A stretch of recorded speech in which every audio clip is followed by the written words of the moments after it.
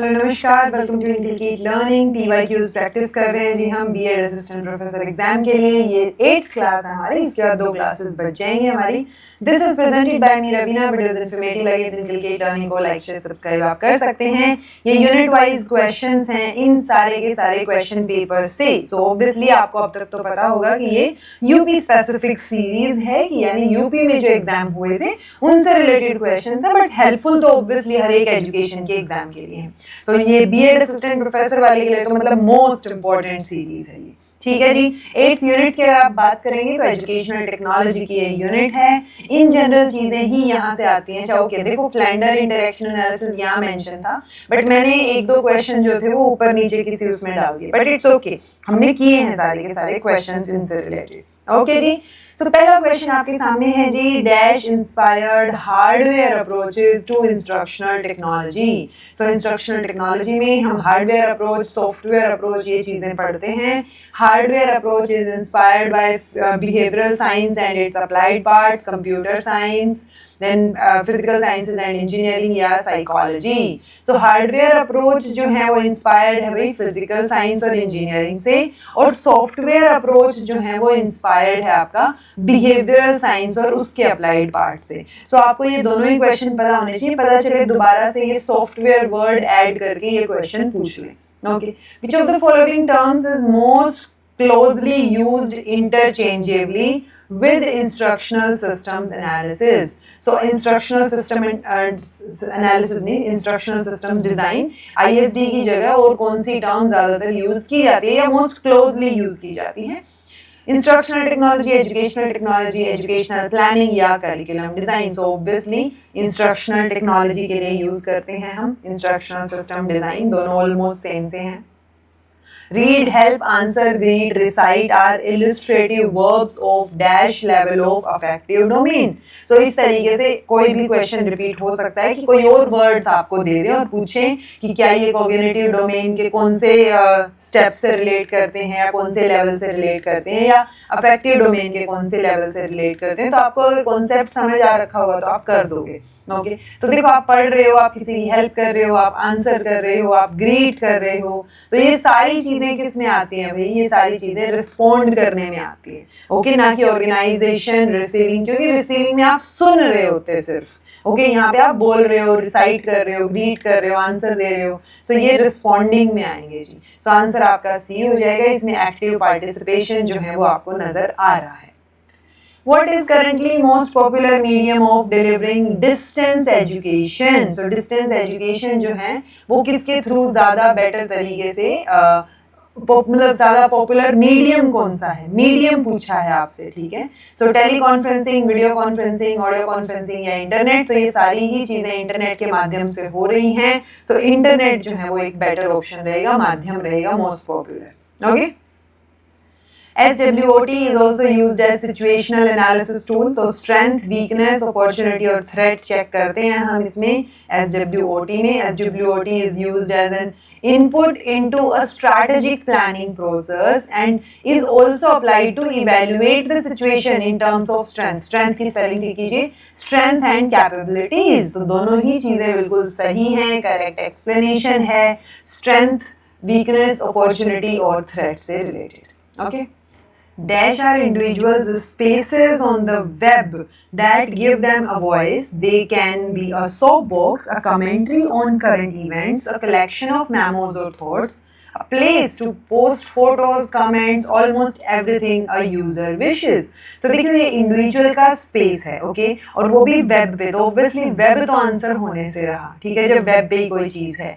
मूडल्स, wikis, blogs, तो blogs आपका answer हो जाएगा जी। ब्लॉग्स में एक इंडिविजुअल के स्पेस में वो जो चाहे वो कर सकता है। ओके, कई बार ब्लॉग में कैसे हायरार्की में चीजें आती हैं वो भी देखा जाता है। जैसे फेसबुक वगैरह या किसी भी चीज पे आप पोस्ट करते हो तो जो चीज आप अभी पोस्ट कर रहे हो वो ऊपर ऊपर आ जाएगी, पीछे वाली नीचे होती चली जाएंगी। तो ये रिवर्स हायरार्की में आपको देखने को मिलता है, ये भी आपको पता होना चाहिए। Okay, Assertion or reason, e-learning facilitates learner autonomy and flexibility in time and space. E-learning eliminates the need for instructional design and pedagogical planning. So देखो eliminate तो नहीं करती है, obviously facilitate करेगी e-learning. ओके कि वो आप जब चाहो तब आप चीजें कर सकते हो अपने हिसाब से. तो ऑटोनॉमी में और फ्लेक्सिबिलिटी में कोई जो होता है ना, दो राय नहीं है कि ई लर्निंग बेटर नहीं है, बिल्कुल बेटर है. लेकिन ई लर्निंग के लिए भी तो डिजाइन और प्लान करनी पड़ेगी ना चीजें. तो सेकंड ऑप्शन आपका गलत हो गया, फर्स्ट ऑप्शन सही है. Smallest unit in a programmed instruction material. So programmed instruction की बात कौन करता है? अगर हम लीनियर प्रोग्राम इंस्ट्रक्शन की बात करेंगे तो स्किनर करते हैं, ब्रांच की बात करेंगे तो नॉर्मन क्राउडर करते हैं, मैथमेटिक्स की बात करेंगे तो गिलबर्ट करते हैं. तो ये तीन चीजें बताऊं. अब जो स्मॉलेस्ट यूनिट रहेगी इस प्रोग्राम में वो प्रॉम्प्ट है, फ्रेम है, क्यू है या प्राइम है. तो वो फ्रेम है जी, और ये मैंने करवा भी रखा है मैराथन्स में आपको. तो ये बहुत बेसिक सी चीजें हैं. Consider the following statements. Creative Commons licenses allow varying degree of reuse and redistribution of educational resources. सही बात है, अलग अलग तरीके से आप अलग अलग लाइसेंस के अंडर कुछ कुछ कर सकते हो. MOOCs are typically restricted to small and closed groups of learners. ये मैसिव ओपन ऑनलाइन कोर्सेज हैं, तो जब मैसिव है तो स्मॉल लेवल पे कैसे होगा? तो सेकंड ऑप्शन गलत हो गया. DeLone and McLean model include system की क्वालिटी, इंफॉर्मेशन क्वालिटी और service quality as determinants of user satisfaction. सही बात है. E inclusion emphasizes accessibility through assistive technology. तो देखो सेकंड तो फॉर श्योर गलत है. अगर सेकंड गलत है तो ये सारे ऑप्शन गलत हो गए, सिर्फ एक ही ऑप्शन आपके पास आया कि 1, 3 और 4 आपका सही है. Okay. Which of the following refers to adapting instruction and learning experiences based on, okay, ये D इधर आएगा और यहाँ स्पेस आएगा, based on learners abilities, readiness and learning styles to meet the needs of all the learners. तो जब सभी learners की बात हो रही है और वो भी उनकी एबिलिटी, उनकी रेडीनेस, उनके लर्निंग स्टाइल के बेसिस पे, दैट मीन्स वो डिफरेंशिएटेड इंस्ट्रक्शन की तरफ इशारा कर रही हैं. ओके. तो स्पेशल इंस्ट्रक्शन, इंक्लूसिव इंस्ट्रक्शन और UDL universal design for learning, इनमें से सबसे बेटर ऑप्शन आपका डिफरेंशिएटेड इंस्ट्रक्शन है और वही सही है. Which of the following is not a mode of computer assisted learning? CAL, so dialogue, conversational, drill and practice, networking और simulation. So not a mode आपसे पूछा है. So networking कोई मोड नहीं है जी. networking के थ्रू तो आप जुड़ते हो, चीजें होती हैं. तो simulation, drill practice, dialogue ये सारे के सारे मोड हैं, बट networking कोई मोड नहीं है. networking टेक्नोलॉजी को यूज किया जाता है, वो है. Teleconferencing is used for micro teaching, individual differences, group discussion या फिर social behavior. So teleconferencing मतलब एक कॉन्फ्रेंस हो रही है ग्रुप डिस्कशन के लिए, लेकिन वो वेब पे हो रही है. So obviously group discussion. Okay. Educational television is so educational television एक फॉर्मल मीडिया है, स्पेशल मीडिया है, नॉन फॉर्मल है या डायरेक्ट है. सो फॉर्मल में तो नहीं कंसीडर करते हैं अब तक हम इसको. फॉर्मल में तो स्कूल कॉलेजेस को ही इंक्लूड किया जाता है. सो ये एक नॉन फॉर्मल मीडिया में आएगा. Who opened the department of educational technology in India?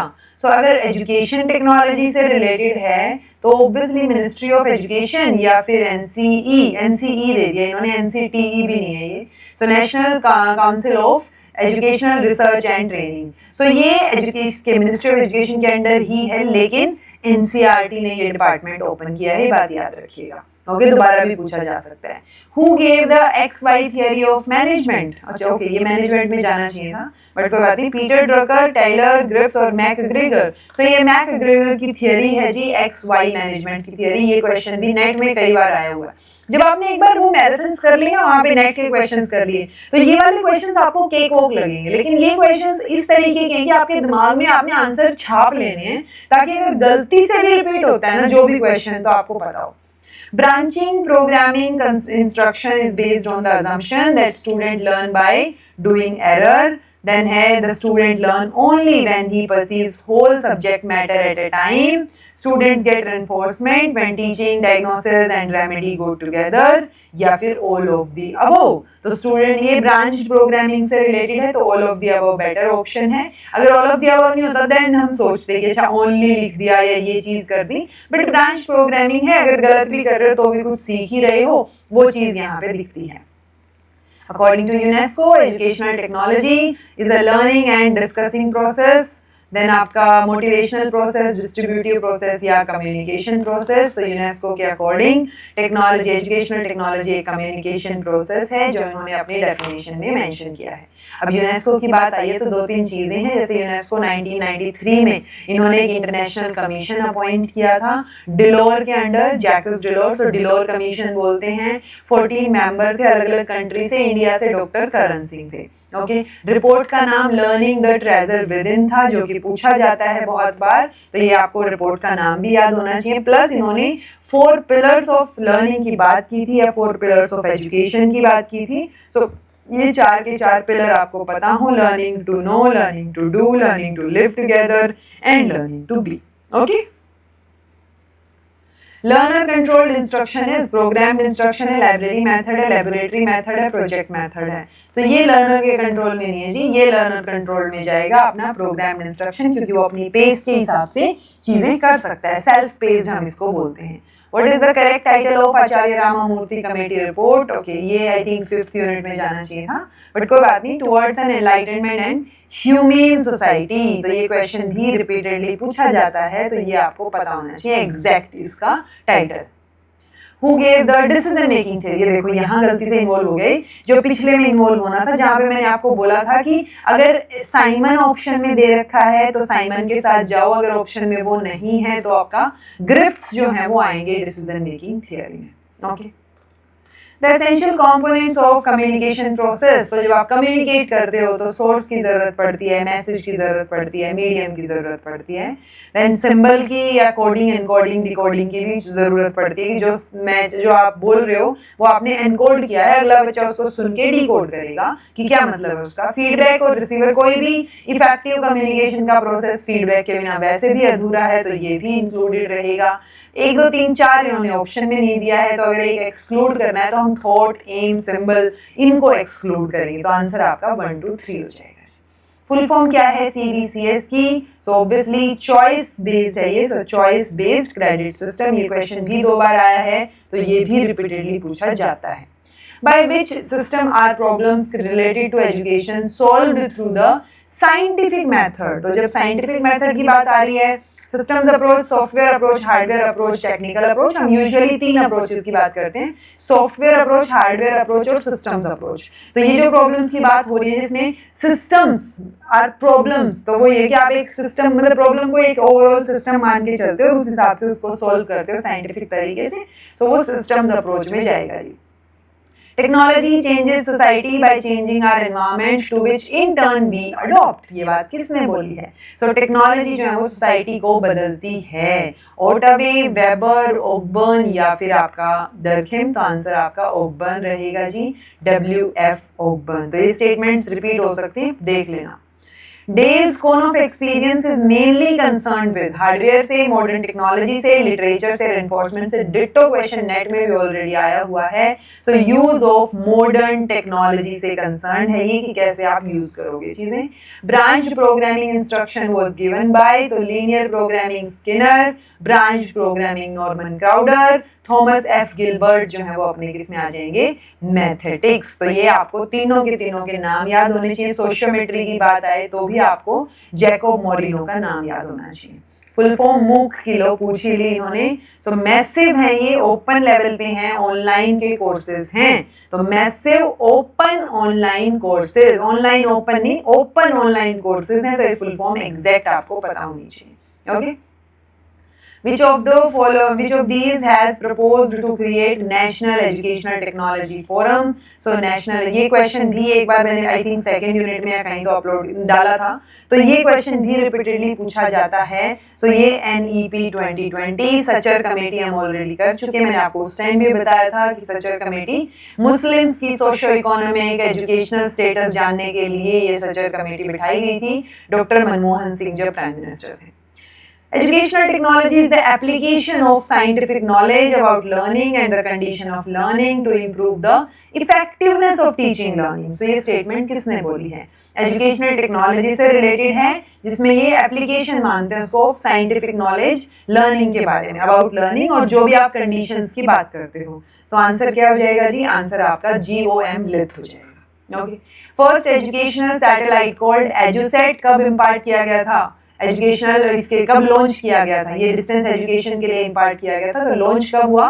2002, 6, 5 और 4, सो आंसर 2004 रहेगा। फैक्चुअल क्वेश्चन है, याद होना चाहिए। Who is the father of inclusive education? तो देखो एज सच इंक्लूसिव एजुकेशन का कोई फादर नहीं है, लेकिन इन्होंने आंसर में इटार्ड दिया था जो कि स्पेशल एजुकेशन के फादर हैं।